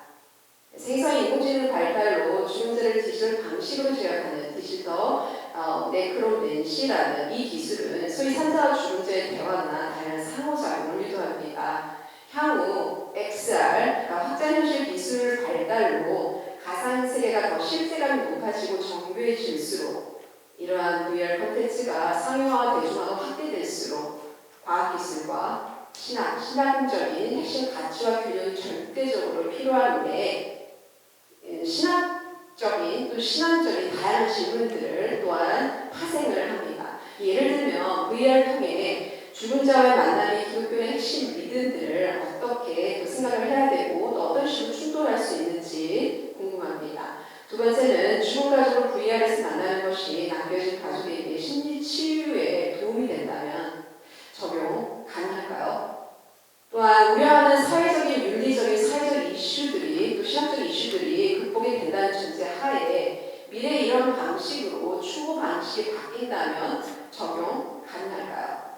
죽음 교육 차원에서 어떻게 접근해야 하는지 알고 싶습니다. 마지막으로 고도화된 첨단 기술을 통해서 죽은 자의 재회를 시도하는 행위가 죽음 이후에 하나님과의 만남을 소망하는 기독교인의 신앙에 어떤 영향을 미치는지 듣고 싶습니다. 자, 이상으로 제 논차를 마치도록 하겠습니다. 감사합니다. 우리 박지아 박사님의 이 질문을 가지고 우리 밤새까지 할 수 있을 것 같은데 네, 전체적으로 보시고 요 내용과 관련되어서 조금 더 답변해 주시면 좋을 것 같습니다. 네, 우리 오늘 박진경 박사님 또 우리 장재호 박사님 논문 발표와 또 인사를 해주셨는데요. 우리 박수로 마치도록 하고요. 네, 우리 장학식 교수님, 오해련 회장님 나와주셔서 이 자리로 나오시면 됩니다. 마지막으로 질문과 이런 것들을 좀 받으면서요, 우리 함께 좀 논의하고 가도록 하겠습니다.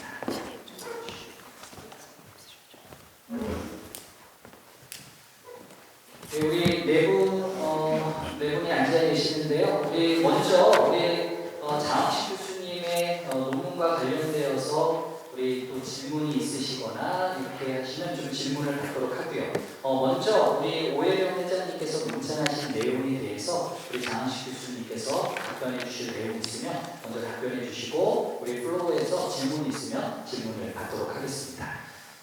우리 오 회장님께서 질문을 제기하셨다라기보다는 어떻게 보면 우리 죽음이라고 하는 것이 저는 그 실존주의라고 하는 좀 철학적인 파지만 그러나 굉장히 중요한 우리 그 기독교의 사상과 맥이 닿아 있는 그 점을 강조해 주셨는데, 다시 말하면 죽음이라고 하는 것은 굉장히 무섭고 공포스러운 대상인 것은 맞지만 그러나 그것을 우리가 앞에다 놓고 그리고 그것과 더불어서 정면으로 대결하면서 거기서 어떤 굉장한 깨달음을 얻어서 우리의 삶을 풍요롭게 하는 것, 이것이 기독교와 혹은 세상의 철학이 무엇이 되든 그것과 더불어서 같이 공통적으로 발견할 수 있는 좋은 죽음에 대한 대처법, 또 죽음과 맞서 우리가 대결할 수 있는 책략, 전략이 되지 않을까라고 이야기하신 것에 대해서 제가 감명을 느꼈다는 말씀을 드리고요. 그 다음에 이제 나머지 것들은 우리가 죽음 교육에서 정말로 왜 죽음 교육이 필요하며, 그리고 이 시대가 특별히 노인 인구가 굉장히 많이 늘어나고 있는 데 있어서 죽음 교육이 필요한지에 대해서는 자세하게 이야기하셨으니까 그것이 우리들의 이론적인 이런 죽음에 대한 토론으로 끝나는 것이 아니라 죽음의 실천, 죽음 문제를 우리가 실천적으로 어떻게 노인들의 삶에 또 우리들의 삶에 적용해서 우리가 죽음을 공포로 느끼거나 혹은 또 너무 가볍게 여기거나 이것이 아니라 그것이 우리들에게 노인들을 제대로 그들이 좋은 죽음을 맞이할 수 있도록, 그래서 well dying 할 수 있도록, 그러나 동시에 우리가 이 세상에서 살아가면서 또 그 well dying을 평상시에 well being과 더불어서 어떻게 잘 살아낼 수 있을까 하는 그런 관점에서 이 실천적인 문제에 굉장히 관심을 가져야 되지 않나, 그런 생각을 하게 되었다는 코멘트를 답으로 대신하겠습니다. 감사합니다. 네, 우리 플로어에서 혹시 질문 있으십니까? 네. 감사합니다. 죽음 준비에서 저희가 죽을 때 어르신들이 요즘 의학이 발달해서 시부리 말이 되어 있을 때 남은 가족이 그걸 선택을 하잖아요. 그 부분에 대해서 죽음 교육은 어떻게 교육을 하고 있는지 이렇게 궁금했습니다. 말씀하신 부분이 굉장히 현실로 많이 다가오는 부분인 것 같아요. 죽음을 맞이할 때 지금 사전 영역 의료의향서라는 양식을 작성할 수 있도록 되어 있어서 그것은 죽을 때 내가 영역료를 받지 않겠다라는 판단을 하는데, 이제 교회에서는 그 부분에 대해서는 법적으로는 자신의 결정으로 보는 거예요. 그것에 대해서 중요한 것은, 가장 중요한 것은 자신이 나의 마지막 삶의 순간을 어떻게 임종의 순간을 결정할 것인가, 이것을 자신이 결정한다는 것이 법의 가장 중요한 취지이고요. 그 다음에 기독교에서 처음에는 교회에서 반대를 많이 했어요. 천주교에서도 그렇고 하나님의 주신 생명을 인위적으로 단축할 수 없다, 이런 취지로 반대를 많이 했는데, 사실은 그걸 거꾸로 보면 하나님의 주신 생명을 기계와 어떤 인위적인 도구로 붙잡고 계속 고통을 연장하는 것으로 볼 수도 있다, 이렇게 보기 때문에 물론 그것은 자신의 판단이지만 교회에서도 사전연명 의료용서를 쓰는 것에 대해서 지금은 굉장히 적극적으로 찬성하고 있고, 교회에서도 그런 교육과 또 작성에 대해서 많이 이루어지고 있습니다. 예. 잘 답변이 됐는지 모르겠습니다. 네. 감사합니다. 네, 시간이 없기 때문에 여기까지 장원식 교수님에 대한 논문에 대해서 이야기를 하고요. 조금 이따 또 한 번 기회를 더 드리도록 하겠습니다. 우리 박진명 박사님이 논찬하신 것에 대해서 질문 여러 가지를 해주셨는데요. 네, 통합적으로 우리 장재호 박사님께서 답변을 해주시면 감사하겠습니다. 네, 너무나 많은 제가 이제 들으면서 너무나 제 부족함을 꼼꼼히 읽어주시고 너무 좋은 제안을 주셨다라고 생각이 들고요. 네, 그래서 제가 제시하는 포인트는 뭐냐? 앞으로 그러면 과학 시대에 죽음에 대한 얘기들이 이렇게 다양하게 전개되고 있는데, 이런 상황 속에서 우리가 왜 어떻게 죽음 교육을 할 것이냐? 과학 그 두 가지 입장인데, 과학에서 말하는 죽음에 대한 이해가 우리 기독교인들의 입장에서 기독교 신앙을 새롭게 볼 수 있는 부분들을 수용하고, 그리고 오히려 반대로 기독교적 가치들을 훼손하거나 어려운 부분들이 있을 때는 기독교의 본질에 대해서 교육할 수 있는 필요가 있다라는 강범도수자 차원에서 제기를 제가 논문을 썼고, 거기에 대한 구체적으로 어떻게 돼야 되는가에 대한 좋은 질문들을 남겨주시지 않았을까라고 생각을 합니다. 그리고 이게 XR 얘기도 하시고 많은 제 죽음 이후에 어떤 가족을 만나고 이런 거를 얘기들을 많이 해주셨는데요. 현재 과학에서 정말 어떠한 기계를 통해서 죽은 자들을 인위적으로 불러내지 않는 것을 과학적으로 인정하고 있지는 않습니다. 그것들은 뇌 속에 있는, 아니면 그거의 기억과 잔상과 이런 것들을 만들어내는 하나의 환영이다라고 현재는 그렇게, 물론 이제 경험한 사람들은 실제 어머니를 만나고 왔다 이렇게 생각할지 모르지만 현재 뇌과학적 입장에서는 그것은 뇌가 구성해낸 하나의 스토리라고 보고 있기 때문에 현재에서는 아직까지는 여기에 대해서 이것을 신학적으로 어떻게 답하냐 하는 것 조금 성급하지만 만약에 실제로 이게 가능하다, 죽은 사람들을 기계로 불러내서 이런 뇌작용을 통해서 만나는 실제로 가능하다고 하면 그러면 당연히 사후세계에 대한 논의부터 해서 모든 게 달라지겠죠. 그때는 기독교 신학이 정말로 재정립해야 되는 거고 아직까지는 그것이 그냥 뇌의 잔상이다 정도로 이해하고 있기 때문에 여기에 대해서 아직은 이렇게 급한 상황은 아니다 정도로만 답변을 드리도록 하겠습니다. 감사합니다. 우리 장재호 박사님 논문에 대해서 혹시 질문 궁금하신 거 있으시면 우리 질문해 주시면 좋을 것 같습니다. 저기 그 VR로 죽은 가족 만난다는 그 내용이 되게 흥미로웠거든요. 왜냐면 세월호 사고라든지 이태원 사고로 이제 가족 잃은 그 부모님 너무 되게 트라우마 되게 심할 것 같은데 지금 어느 정도까지 그게 연구가 진행되고 있는지 궁금해졌어요. 답변해 주실 수 있어요? 예. 제가 이 부분은 논문에서 언급하지 않았는데요. 발대대 질문하신 교수님께서 구체적으로 질문해 주셔서 한번 가능하시면 한번. 그 기술 관련해서는 지금 VR로 너를 만났다라는 시리즈가 몇 년 전부터 해마다 있어 왔고요. 일단은 다양한 모습으로 그 기억을 더듬어서 실질적으로 죽은 사람을 VR, HMD를 통해서 지금 재현하는 장면들이 있는데 부분적으로는 심리치료에 도움이 된다고 해서 좀 긍정적으로 보시는 분들이 계시는가 하면 좀 여러 가지 이슈들이 있잖아요. 사회적이든 신학적이든 그런 면에 있어서 조금 다른 반응을 하시는 분들이 계세요. 지금 VR이든 XR이든 계속 기술이 발전되고 있는데 저도 이것이 사실은 과학적으로는 오케이. 그런데 만약에 이제 크리스찬으로서 과학을 바라보는 시각이 좀 다양할 수 있잖아요. 그러면 이걸 어떻게 우리가 리액션을 해야 되는지, 그러면 만약에 우리가 죽음 교육에서 이걸 다룬다면 어떻게 해야 되는지가 가장 큰 관건이라는 생각을 하거든요. 파생되는 다양한 문제들이 있기 때문에 그런 맥락에서 질문을 던졌고요. 확실한 건 과학의 기술이 우리가 생각하는 것보다 더 빠르게 급변하고 있다. 그럼 우리는 지금 무엇을 준비해야 되는지 이러한 질문이 좀 난다 생각할 수 있습니다.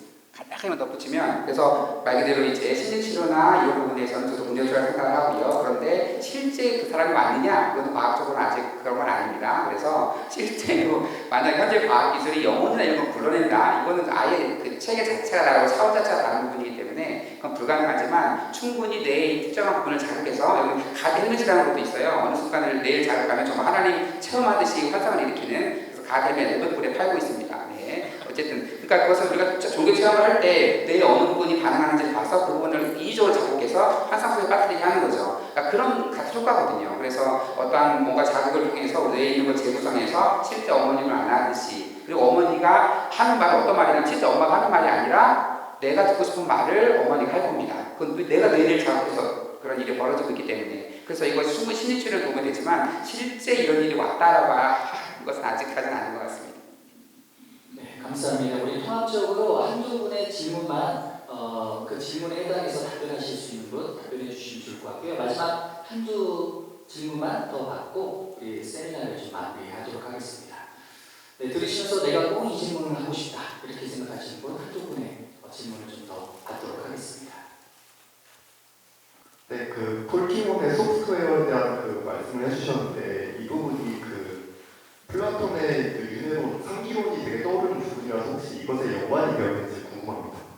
네, 그것을 꼭 그렇게 연관해서 뭔가 설명한다기보다 사실 이제 플라톤 시간이 짧게 되게 말해서 그러면 어쨌든 그 과학신학 입장에서 그 폴키몬의 강조점은 거기에 있는 것 같아요.